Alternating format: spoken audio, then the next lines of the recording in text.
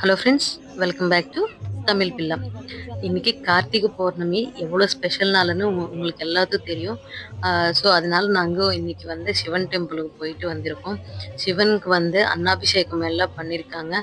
பண்ணிட்டு full and ஃபுல்லாக சாமிக்கு வந்து நல்லா அலங்காரம் பண்ணியிருக்காங்க. வீடியோவில் பாருங்கள், சாமிக்கு வந்து ரொம்ப வந்து நிறைய பூ வச்சுட்டு நல்லா அலங்காரம் பண்ணி சாமிக்கு வந்து பூஜை பண்ணிட்டு இருக்காங்க.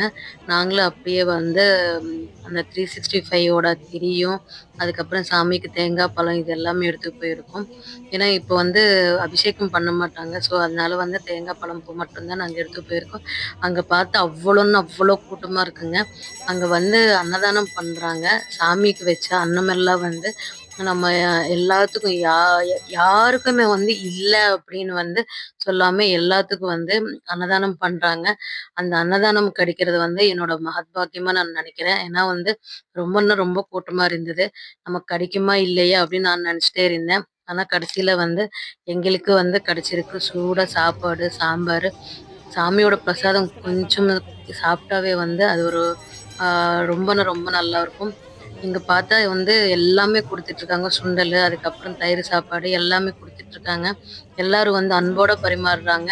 ரொம்ப நல்லா இருந்ததுங்க. இந்த கார்த்திகை பௌர்ணமி எங்களுக்கு வந்து இந்த மாரி வந்து ஒரு நல்லபடியா முடிஞ்சுங்க. தேங்க்ஸ் ஃபார் வாட்சிங். Please like, share and subscribe Tamil Pilla channel. ஓம் நம சிவாய.